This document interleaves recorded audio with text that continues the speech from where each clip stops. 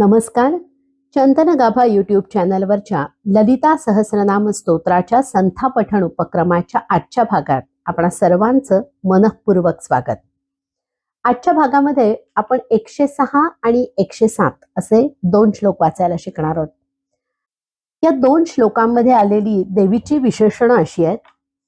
तिला मूलाधार चक्रातल्या कमळात राहणारी असं म्हटलंय आणि पंचवक्रास्थी संस्थिता असं म्हटलंय.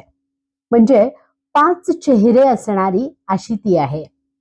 तिच्या हातामध्ये कुठलं शस्त्र आहे तर अंकुश असं शस्त्र तिच्या हातामध्ये आहे आणि वरद इत्यादी शक्तींसोबत ती असते असं म्हटलंय.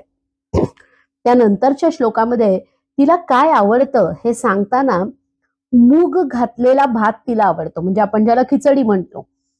मुद्गौदनासक्त चित्ता असं म्हटलंय आणि साकिनी नावाच्या योगिनीच्या रूपामध्ये ती असते. त्याचबरोबर ती आणखीन कुठे असते तर आज्ञा चक्रातल्या कमळातही ती राहते. आणि ती कशी आहे तर अतिशय शुभ्र अशा रंगाची आणि षडानना म्हणजे 6 चेहरे असणारी. हे सगळं वाचून आपल्याला कधी कधी गंमत वाटते की एकीकडे 1 चेहरा 2 चेहरा इथपासून आता 6 चेहऱ्यांपर्यंत तिचं वर्णन आलंय आणि प्रत्येक चक्राचं नाव घेऊन ती या चक्रात असते. स्वाधिष्ठान चक्रातही असते, मूलाधार चक्रातही असते, आज्ञा चक्रातही असते. खरं सांगायचं तर ती सर्वत्र असते असं जर सांगितलं तर लक्षात येईल. पण असं का बरं सांगितलं असेल तर याचं एक कारण असं वाटतं की या गोष्टींकडे आपलं लक्ष जावं. शरीरातल्या या 6ही चक्रांची आपल्याला पूर्णपणे माहिती व्हावी आणि त्या ठिकाणी ती देवी आहे हा भाव आपल्या मनामध्ये निर्माण व्हावा. आपल्या शरीराच्या अस्थिंमध्ये, शरीराच्या मज्जेमध्ये, आपल्या रक्तामध्ये, या सगळ्यामध्ये तिचा वास आहे याची जाणीव होण्यासाठी तिची ती विशेषणं इथे वापरली आहेत असं मला वाटतं. या 2 श्लोकांचं पठण सुरू करण्यापूर्वी आपल्या प्रथेप्रमाणे आपण ध्यानाचा श्लोक आधी म्हणूया. सिंधुरारुण विग्रहां त्रिनयनां माणिक्यमौल्य स्फुरत् तारानायक शेखरां स्मितमुखे मापीनवक्षोरुहां पाणिभ्यामलिपूर्णरत्नचषकं रक्तोत्पलं बिभ्रतिं सौम्यां रत्नघटस्थरक्तचरणां ध्यायेत् परामंबिकाम्. 106वा श्लोक असा आहे. मूलाधारांबुजारूढा पंचवक्रास्थि संस्थिता अंकुशादिप्रहरणा वरदादि निषेविता. हा श्लोक आता 4 पादामध्ये विभागून आपण म्हणूया.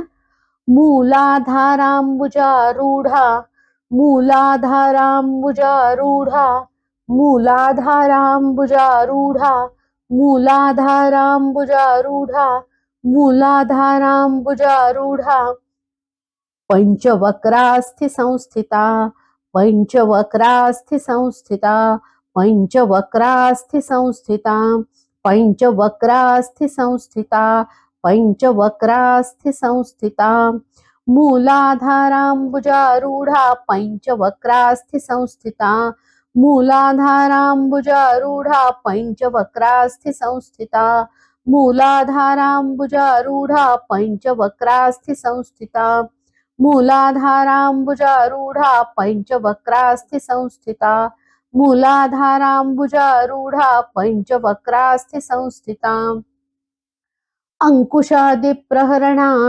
अंकुशादिप्रहरणा अंकुशादिप्रहरणा अंकुशादिप्रहरणा अंकुशादिप्रहरणा वरदादिनिषेविता वरदादिनिषेविता वरदादिनिषेविता वरदादिनिषेविता वरदादिनिषेविता अंकुशादिप्रहरणा वरदादिनिषेविता अंकुशादिप्रहरणा वरदादिनिषेविता अंकुशादिप्रहरणा वरदादिनिषेविता अंकुशादिप्रहरणा वरदादिनिषेविता अंकुशादिप्रहरणा वरदादिनिषेविता मूलाधारांबुजारूढा पंचवक्रास्थि संस्थिता अंकुशादि प्रहरणा वरदादि निषेविता मूलाधारांबुजारूढा पंचवक्रास्थे संस्थिता अंकुशादि प्रहरणा वरदादि निषेविता मूलाधारांबुजारूढा पंचवक्रास्थे संस्थिता अंकुशादि प्रहरणा वरदादि निषेविता मूलाधारांबुजारूढा पंचवक्रास्थे संस्थिता अंकुशादि प्रहरणा वरदादि निषेविता. आता 107वा श्लोक म्हणूया. मुद्गौदनासक्त चित्ता मुद्गौदनासक्त चित्ता मुद्गौदनासक्त चित्ता मुद्गौदनासक्त चित्ता मुद्गौदनासक्त चित्ता साकिन्यंबा स्वरूपिणी साकिन्यंबा स्वरूपिणी साकिन्यंबा स्वरूपिणी साकिन्यंबा स्वरूपिणी साकिन्यंबा स्वरूपिणी मुद्गौदनासक्त चित्ता साकिन्यंबा स्वरूपिणी मुद्गौदनासक्त चित्ता साकिन्यंबा स्वरूपिणी मुद्गौदनासक्त चित्ता साकिन्यंबा स्वरूपिणी मुद्गौदनासक्त चित्ता साकिन्यंबा स्वरूपिणी मुद्गौदनासक्त चित्ता साकिन्यंबा स्वरूपिणी आज्ञाचक्राब्ज निलया आज्ञाचक्राब्ज निलया आज्ञाचक्राब्ज निलया आज्ञाचक्राब्ज निलया आज्ञाचक्राब्ज निलया शुक्लवर्णा षडानना शुक्लवर्णा षडानना शुक्लवर्णा षडानना शुक्लवर्णा षडानना शुक्लवर्णा षडानना आज्ञाचक्राब्ज निलया शुक्लवर्णा षडानना आज्ञाचक्राब्ज निलया शुक्लवर्णा षडानना आज्ञाचक्राब्ज निलया शुक्लवर्णा षडानना आज्ञाचक्राब्ज निलया शुक्लवर्णा षडानना आज्ञाचक्राब्ज निलया शुक्लवर्णा षडानना. आता आपण हा संपूर्ण श्लोक म्हणूया. मुद्गौदनासक्त चित्ता साकिन्यंबा स्वरूपिणी आज्ञाचक्राब्ज निलया शुक्लवर्णा षडानना मुद्गौदनासक्त चित्ता साकिन्यंबा स्वरूपिणी आज्ञाचक्राब्ज निलया शुक्लवर्णा षडानना मुद्गौदनासक्त चित्ता साकिन्यंबा स्वरूपिणी आज्ञाचक्राब्ज निलया शुक्लवर्णा षडानना मुद्गौदनासक्त चित्ता साकिन्यंबा स्वरूपिणी आज्ञाचक्राब्ज निलया शुक्लवर्णा षडानना मुद्गौदनासक्त चित्ता साकिन्यंबा स्वरूपिणी आज्ञाचक्राब्ज निलया शुक्लवर्णा षडानना.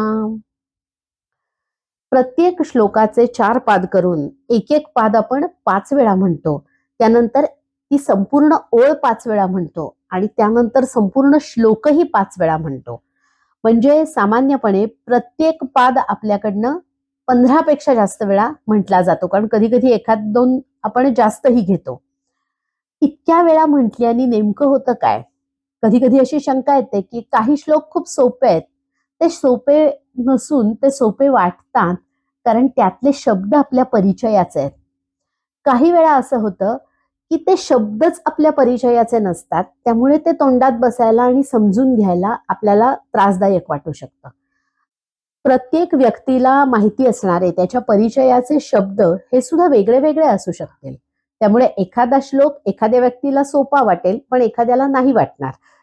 जसं आजच्या शब्दामध्ये प्रत्यक्ष घरामध्ये करायच्या वेळी सगळ्यात सोपा पदार्थ काय, तर आपण त्याला खिचडी असं नक्कीच म्हणू. पण मूग घातलेला भात, मुदग आणि ओदन याचा जो एकत्र शब्द झाला आणि तो आवडणारी म्हणून जे देवीचं विशेषण झालं, मुद्गौदनासक्त चित्ता, हा शब्द खिचडी इतका सोपा नक्कीच नाही. त्यामुळे म्हणायला कधी कधी आपल्या जिभेला वळण लावणारे असे हे शब्द ठरू शकतात. म्हणून 5-5 वेळा ते म्हटल्यानं आपल्या नक्कीच तोंडात बसतील, यासाठी हा उपद्व्याप आणि वारंवार आपण ते म्हणणं हे करतो. आजच्या भागामध्ये आपण 106 आणि 107 असे 2 श्लोक वाचायला शिकलो. आजचा भाग इथे थांबूया. श्री ललिता महात्रिपुर सुंदर्यै नमः.